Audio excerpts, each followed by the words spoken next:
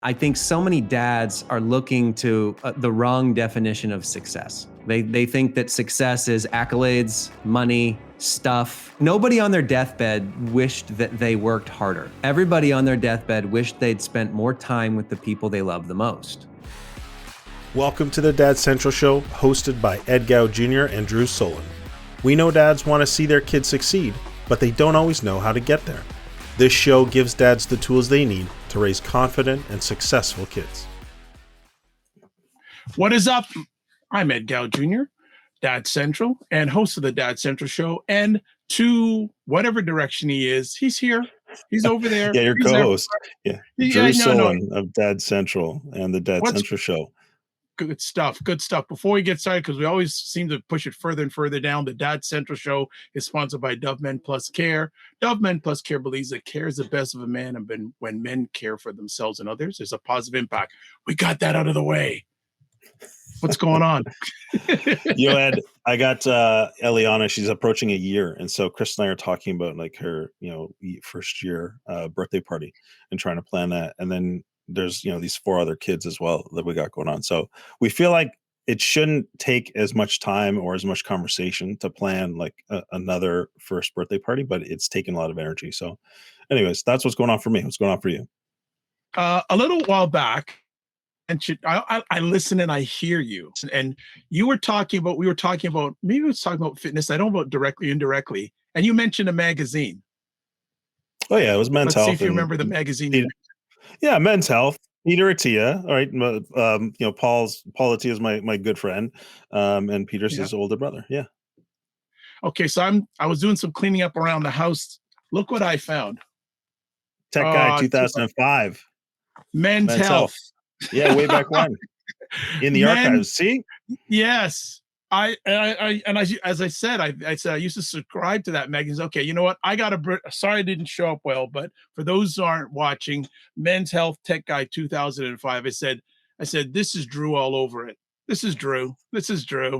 So next time I see Drew, I'm going to give him that just to say, I don't only talk the talk, but I walk the walk, You know what's so interesting? Like that's almost 20 years ago. I can only imagine what was in the tech guide and how ancient that'll look 20 years from now. So that'll be cool to see. You should save that. It might be an archive. Absolutely. Because actually, it's like a time machine. The next time we have a tech person on, we should bring that out and say, or ask, the next time we do this thing with a group of dads, do you remember this device? Like little mini cameras? Oh my gosh. Like these archaic looking headphones. Oh my gosh. Like Bluetooths weren't even around then. Weren't even around then. So really we're dating ourselves in terms of just our age in general, I think. Well, there's an old song back in the day called Age Ain't Nothing But a Number, Drew. So relax. Okay, we'll go with that. All good. I like that.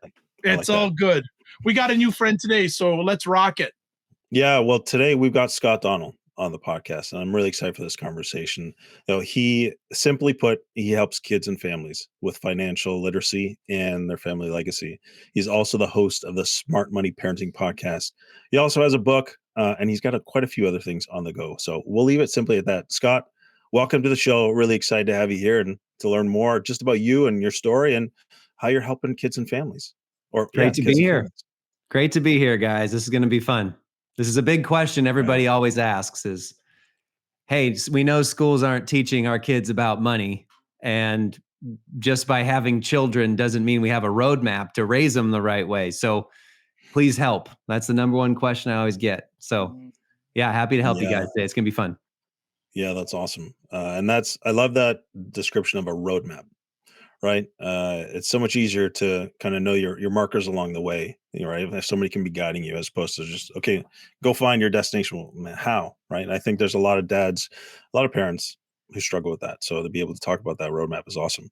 Before we get there, we like to open up the show with a little bit of the backstory of our guests. So, we kind of asked this question, like, what was life like for you growing up? And how did that lead into kind of your own fatherhood journey? Yeah, so we have 4 kids now. We live here in Phoenix, my wife Amy and I, young kids. So we're going through it. We're in the blender and loving every second of it, but it's crazy at times. But yeah, my family, I come from 4 generations of entrepreneurs that did extremely well, like very financially successful, hundreds of millions or billions of dollars. But they gave it all away. They didn't pass it on. And I couldn't be more thankful. They ended up giving it to widows and orphans all over the world. And they realized that they'd rather teach the next generation to fish rather than giving them all the stuff. And honestly, guys, like that was one of the greatest gifts they ever gave me, was teaching me to fish. I don't have any imposter syndrome. I don't have any guilt, fear, shame. 90% of generational wealth that's passed on is pissed away by the grandkids anyway. And what I study for, my career and all the stuff that we're doing with families, the more that you give to them in assets and money, the more it actually can harm them, right? And it causes estrangement, addictions, mental health issues. One of your local friends, Jordan Peterson, he's up in your neck of the woods. Yes, He he is. told me one time, he said, Scott, you know what keeps addicts out of the gutter? Being broke. And what happens with children is we think that the moment you have kids, you think that you need to provide everything for them. Like, here's what happens, like most first gen wealth people, right? They start making it and they make money and they have enough, to cover the expenses. And they're like, okay, I have kids now. Okay, so my job now as a dad or as a mom, okay, I got to provide everything for them that I never had.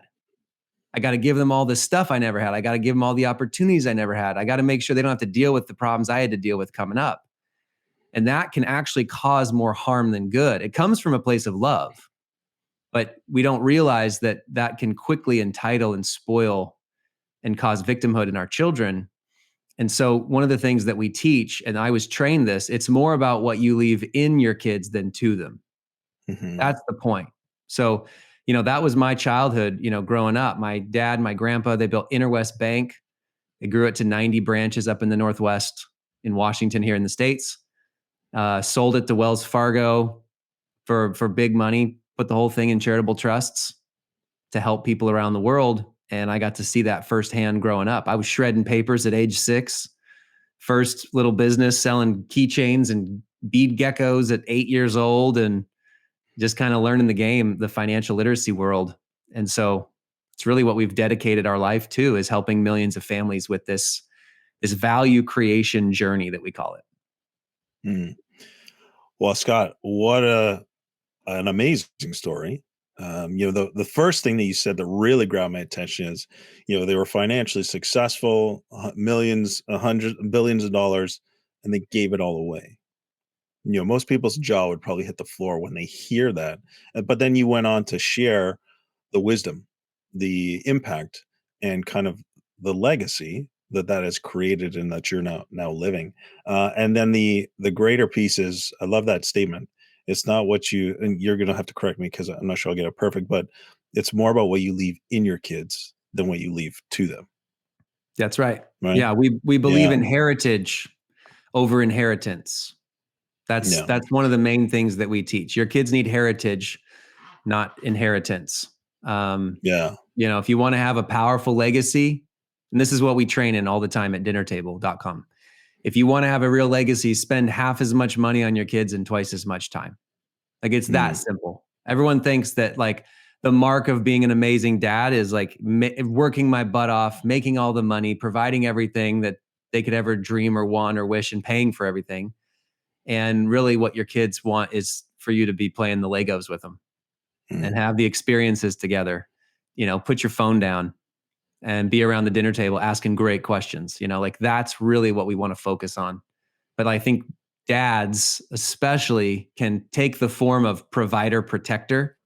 Like, Mhm. my job is to provide and protect. So all I'm going to do is work my butt off, make sure that they're safe, have good discipline, and then that's it. It's like, but there's so much more to the game here. I think dads need to understand that, like, hey, with children, there's no difference between quality time and quantity time.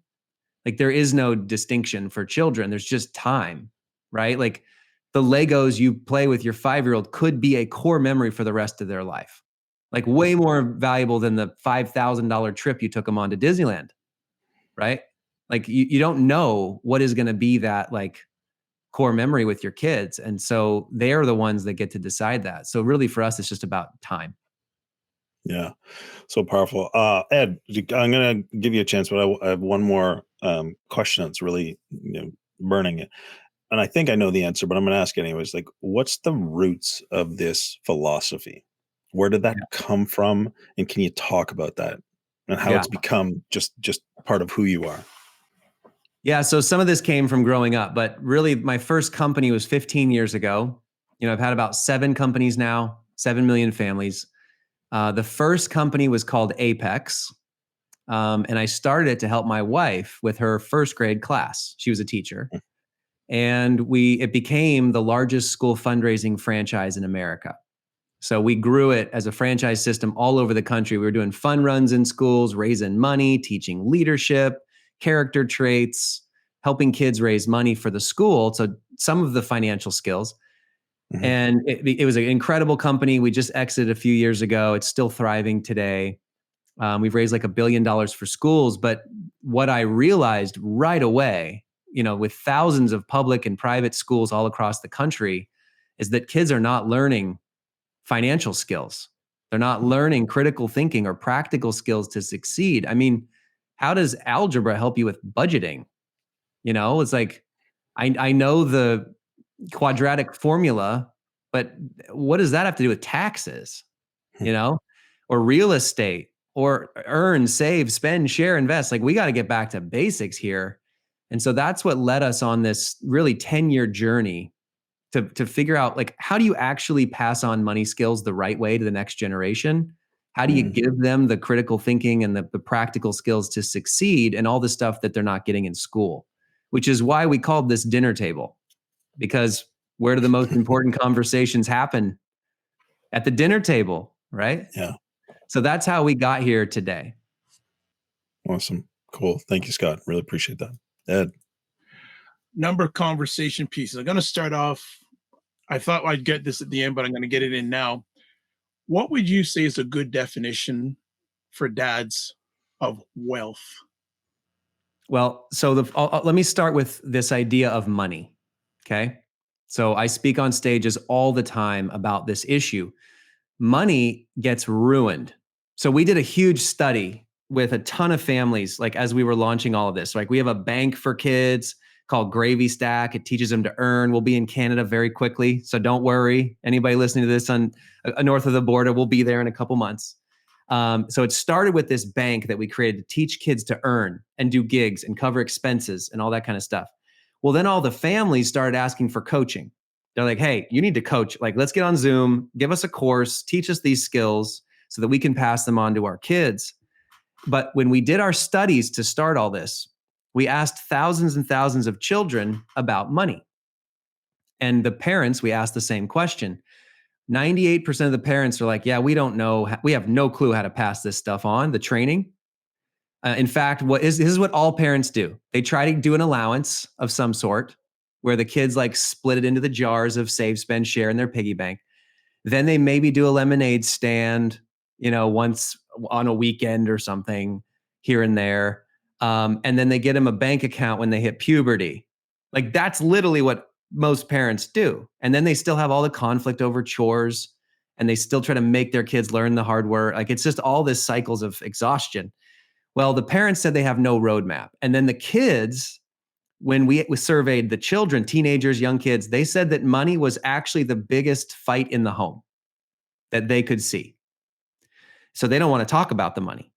They're like, I don't want to bring this stuff up. I see parents stressed over work, travel, budgeting, bills. Like, I forget it. I'm just going to hang out with my friends, play video games or sports, and not think about the money side at all. So they actually had a negative view of money.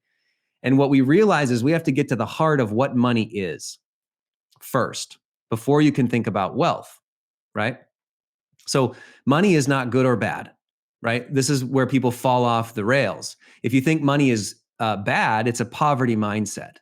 If you think money's evil, like in one hand, out the other hand tomorrow, it's a poverty mindset. So they don't think delayed gratification with it. They think I have it. So I'm burning a hole in my pocket. I got to spend it. But then on the other side of things, if you think money's everything, it becomes identity, right? This is where so much of the keeping up with the Joneses and harmful mindsets around money happen. And so parents don't know how to do this the right way with their kids. And what we want to teach people first is that it's actually not about the money. It's about something that's behind it called value.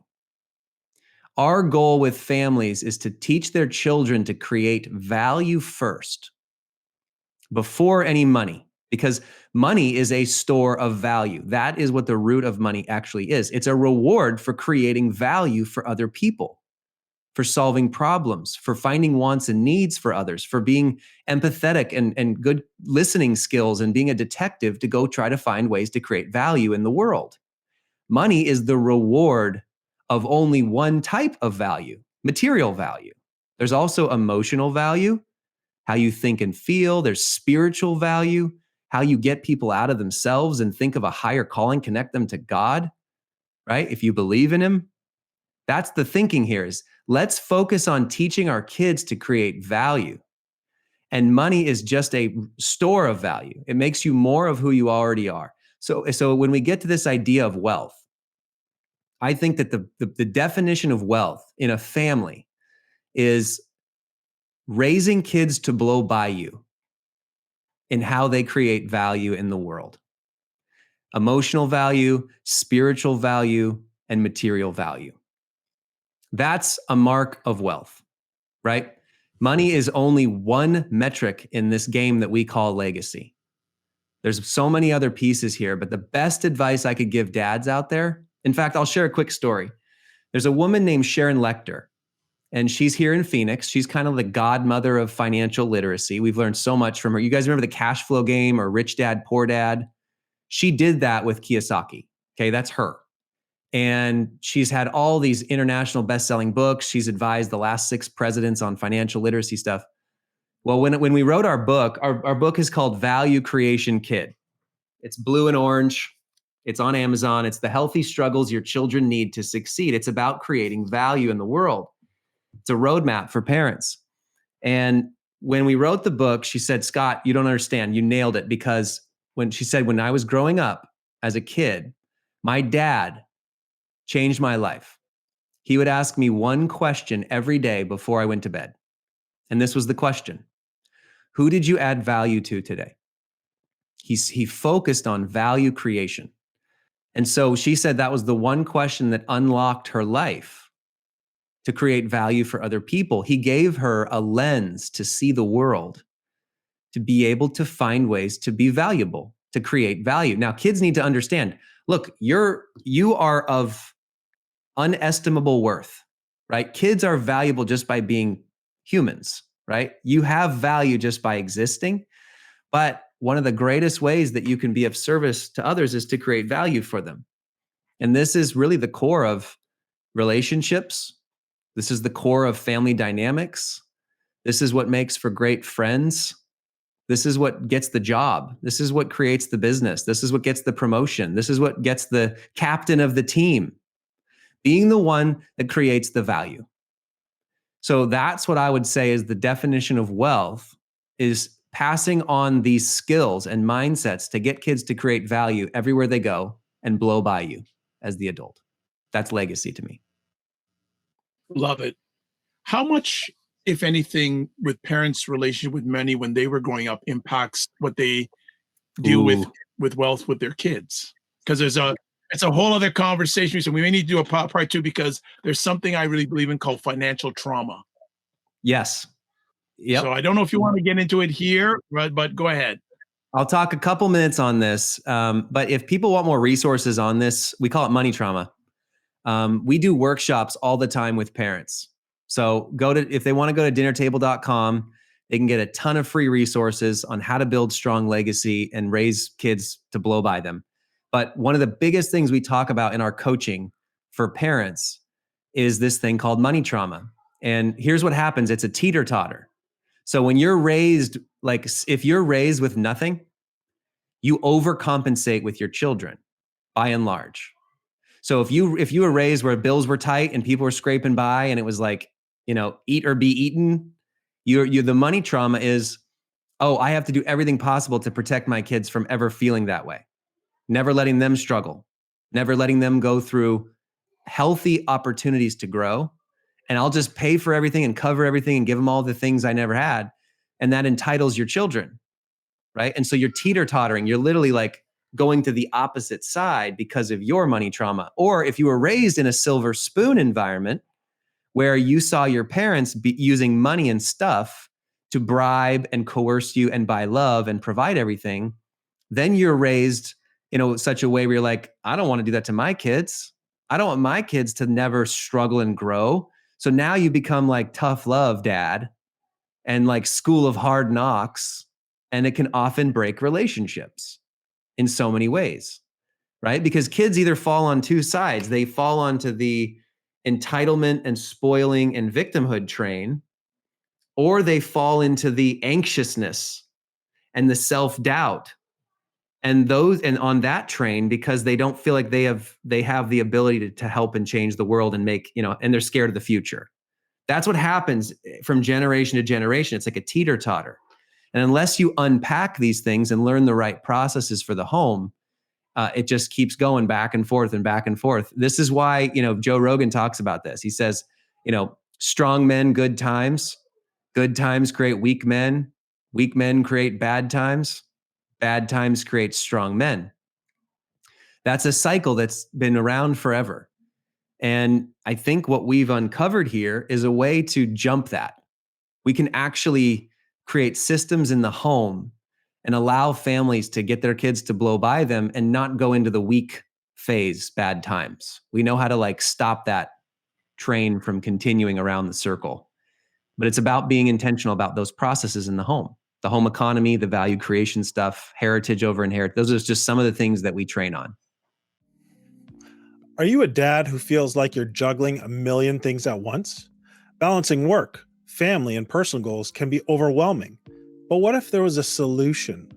That's why we created our new fatherhood community called Dad Mentor.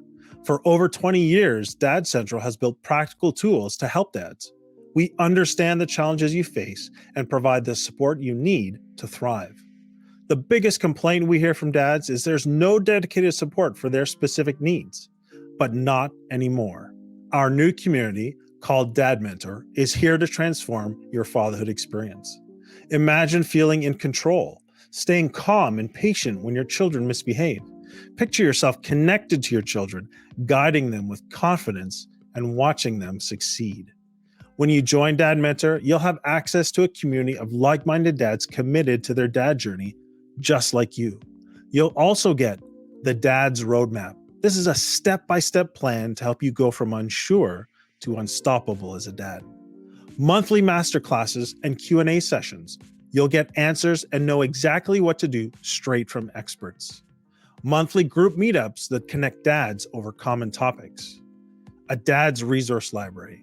Curated webinars, podcasts, or guides built by Dad Central to help you grow as a parent. And finally, you'll also get exclusive members-only offers and events.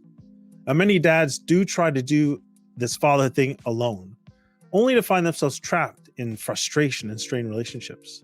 Then they may turn to unhealthy coping mechanisms like drugs, alcohol, or other distractions, leaving their family and their own well-being at risk. We don't want you to reach that point of regret. Take steps to invest in you and your family today. Join Dad Mentor and go from stressed, tired, and overwhelmed to confident, calm, and connected. Join us today by going to dadcentral.ca/dads. Yeah, so much good stuff. More than good, like so valuable. A couple of things that stood out to me, and I'd love for you to talk about this.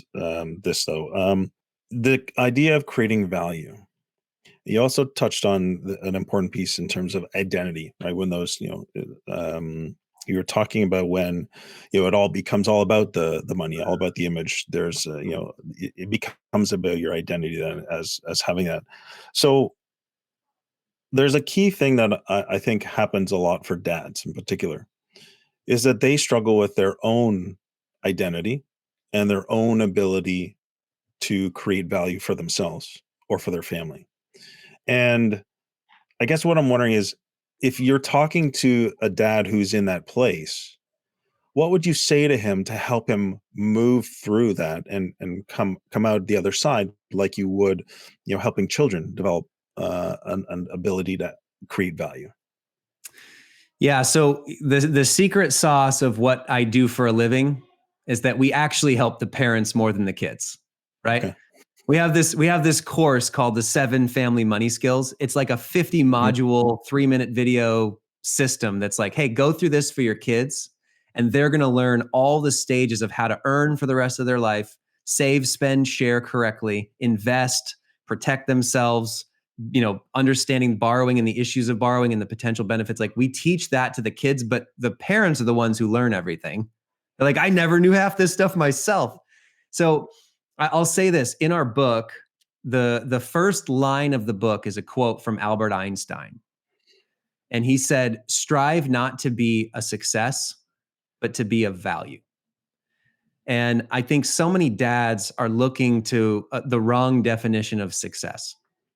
They think that success is accolades, money, stuff, achievement. That's what I think a lot of dads strive for, like hitting getting the bonus, getting the promotion, getting the right job, hitting the milestones. And although that can be good and great, you definitely want to be providing for the family. But I think the mark of an amazing dad is creating that value everywhere they're going, right? I think nobody on their deathbed wished that they worked harder, wished that they made more money. Everybody on their deathbed wished they'd spent more time with the people they love the most. Okay. I think that if you are focused on creating value in your work, it's the fastest way to growth.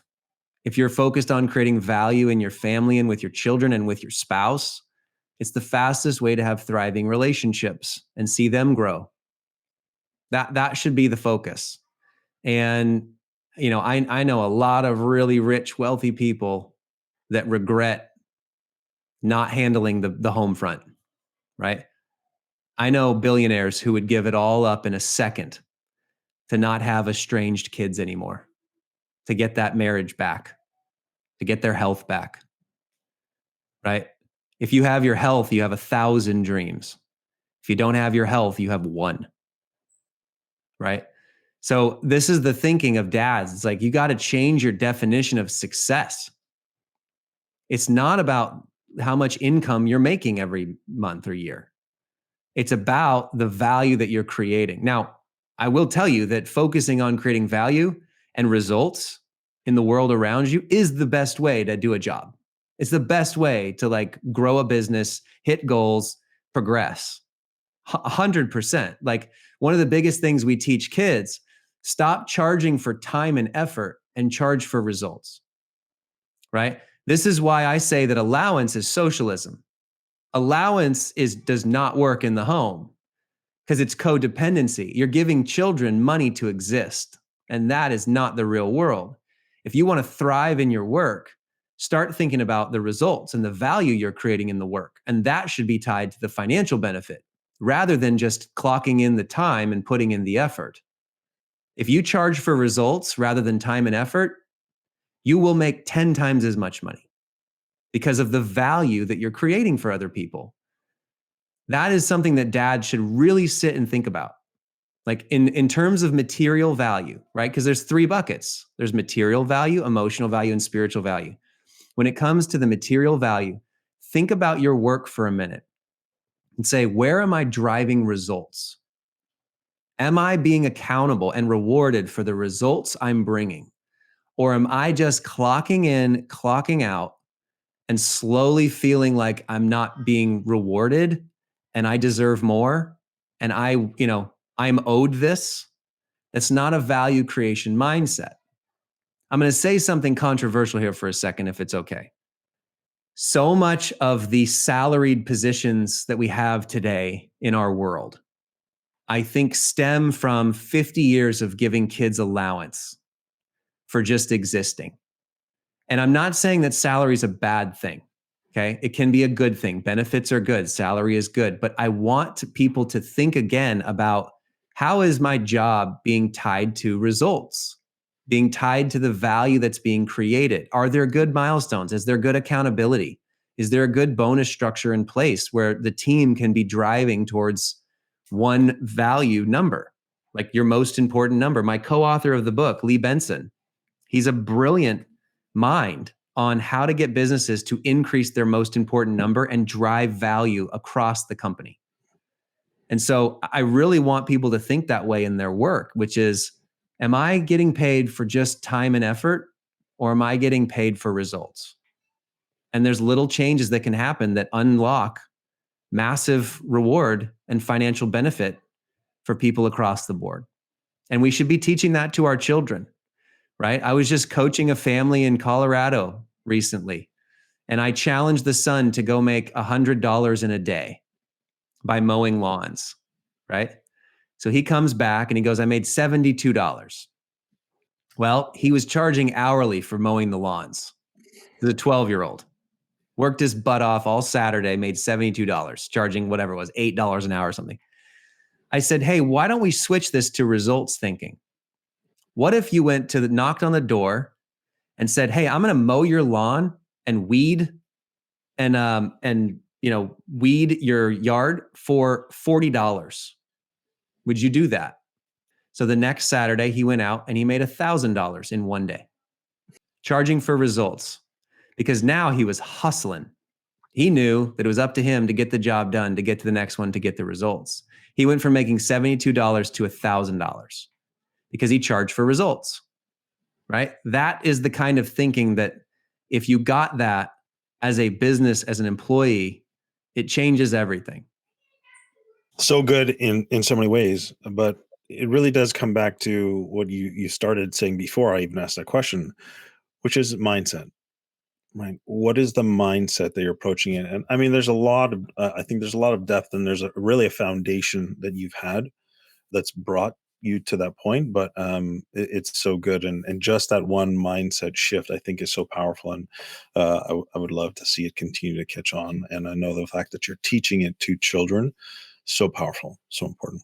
Ed, over to you. I know we're a little bit tight on time, but if you want to Yeah, hop in here. I'll make it really quick. I think that I'm gonna just ask this. So you talked about success, and many times I share with people, and I want to get your feedback on this. Success has 3 S's in it: service, sacrifice, and selflessness. What do you think about that?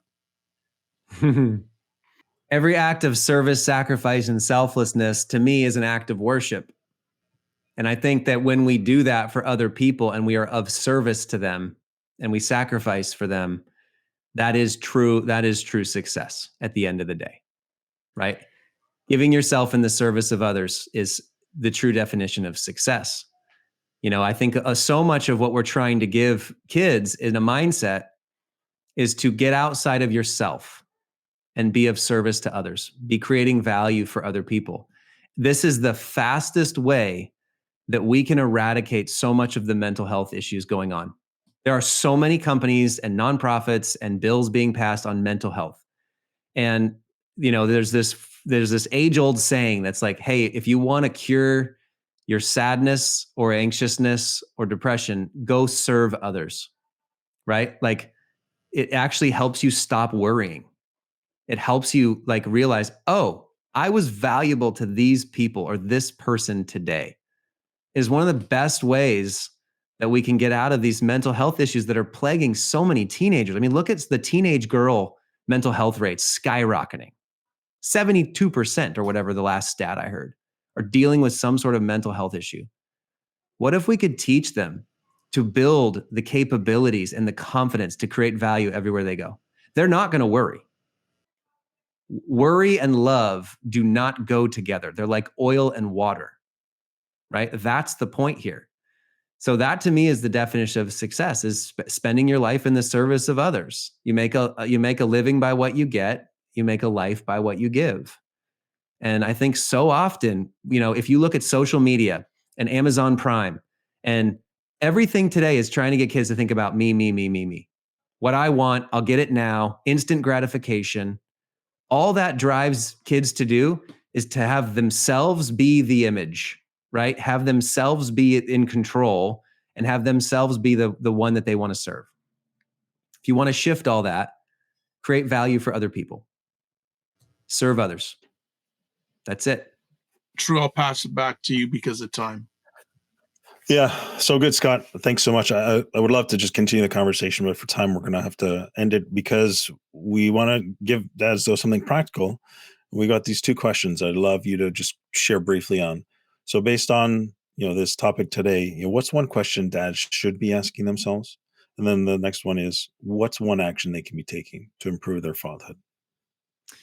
Yeah, I'll start with the question. It's who did you add value to today? It's such a simple system of material value, emotional value, and spiritual value. How did I add value in those three buckets today? And what are three things I can do tomorrow to add value to those three buckets for others? It's that simple. Okay. My tip, the action step, I have a fast system that can help parents pass on the money skills to their kids to get the kids to be creating value. It's the one way that kids can stop having arguments over chores. Like it literally stops all the conflict over chores and behavior around the house. And it gets kids to never ask for money and stuff. No more nagging on that stuff. Okay. We call it the home economy system. And we'll give it to you guys. Just go to dinnertable.com. We'll give you like the setup on how to do it. But instead of doing allowance and chores, like there's a lot of problems there. Half those chores you should never pay for. The other half the chores you should pay one-offs. And allowance is codependency. So don't do those things. What we say to do is 3 E's. Here's your action step, everyone listening. Expectations, expenses, and extra pay, which we call gigs. If you do that in the home, your teenagers, your young kids, your adult children, they will start to create value and learn all the money skills right there. So the first thing is expectations. These are the things you don't pay for. They're just their role in the family. Make bed, clean room, homework done first when they get home, dishes, trash. You don't pay for those things. Those are expectations, right? Then you give them some expenses to be in charge of. And that gives them a motive to earn around the house and in the community. So the expenses are things like toys and trinkets and social outings with friends and birthday presents for parties. Maybe they're in charge of some of their sports equipment for the sports team. Like give them expenses that they are now in charge of.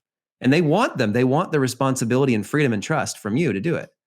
And now they have a motive to go earn and do all these other gigs around the house, the extra income stuff. Sweep the garage, make a meal, clean a bathroom, wash a window, yard work. And then you add in brain gigs, which are like they're using their brain to create value and earn.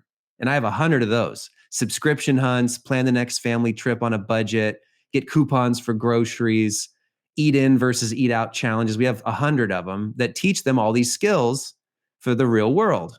That's the system, okay? And our app, which is called Gravy Stack, it's going to be live in Canada. It's live in the States. That is just an automatic system to do that in the home. Okay, that's the best thing you can start with. And if you go to dinnertable.com, we'll give you all the resources for that. But yeah, there you go. That's it, fellas. Awesome. So good, Scott. Well, what I was going to say is where can people find out more about you, but you pretty much gave them the roadmap right there, dinnertable.com. Dinnertable.com. Come get the free resources. We have parenting communities, free communities, coaching communities, all the workbooks, and the resources that they need to get this stuff going. Scott, I mean, this is a fast-paced, but an amazing conversation. You gave so much value just in the short time we've been together. So I just want to say thank you so much. I really appreciate it. And I hope that everyone listening can go and apply these to their lives right now. So important. Thanks, guys. Appreciate it. Yeah. No problem. And before we let you leave, Scott, I want to say thank you for taking time out of your positive, productive schedule, being a dad, providing light to families around the world. And as always, if there's anything we can potentially help you with down the road, well, you're coming to Canada, so we'd be very hurt if you don't keep in touch and tell us. Maybe we can help you amplify your message in Canada. But as always, 2 big things always: don't just manage your time, manage your energy, and remember to give yourself grace. And thanks for sharing with the Dad Central family. We appreciate it and don't take it for granted. Thank you, guys. Appreciate it. All right. Have a great day. All right, sir. What do you think? Not too many times do I not have much to say, but there's a lot to absorb. I agree with, my head was nodding through most of the conversation. And I love the simplicity of the dinner table. It's a powerful image if it can what it conveys, but it's also powerful what it can mean in terms of if you apply this stuff around the dinner table and then send our kids out. So I mean, so much valuable information today. Love the conversation and love what Scott's doing. Yeah, love what he's doing, him and his team, because I know he doesn't do it alone. Uh, I will say a quick little 10-second question for everybody. What word did Scott use more than any other during the conversation? What do you think, Drew? Do you remember? I'm going to say value, but Ah, yeah, you are right. So that's what I'm saying, that dads, how are you adding positive value to your children and families' lives? Right. And I didn't get a chance, and hopefully Scott will come back. I wanted to go deeper with him in regards to, I think too many times parents want to be transactional, not relational. That's a whole different conversation. He related it to like the work syndrome, but also I think in the parenting scope, don't be transactional with your family, be relational with your family. yeah.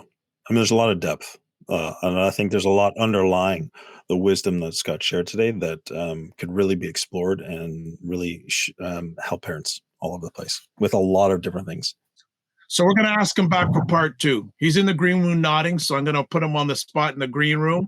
Hopefully we can get him back before he comes to Canada, and we want to make sure we're there when he comes to Canada. So I'm putting on the test on him right now. So as always, we are here to share with you, and let's always remember the Dad Central Show is sponsored by Dove Men Plus Care. Dove Men Plus Care believes that care is the best of a man, because when men care for themselves and others, there's a positive impact. As always, we'd like to hear from you. Email address, podcasts, if it behaves. There we go. Podcasts at dadcentral.ca. Give us comments, feedbacks, guest suggestions, tips, because we don't know everything and we don't want to know everything. Also, you can watch and listen to replays of our epic conversation at dadcentral.ca/podcast. And we have a lot of free resources to help dads and their families at dadcentral.ca. So as always, we want to say thank you so much for giving the most valuable thing you have, your time, to listen. And let's be all great dads, caregivers, fathers, etc. So don't just manage your time, manage your energy. Remember to give yourself grace, and we'll see you soon. Take care.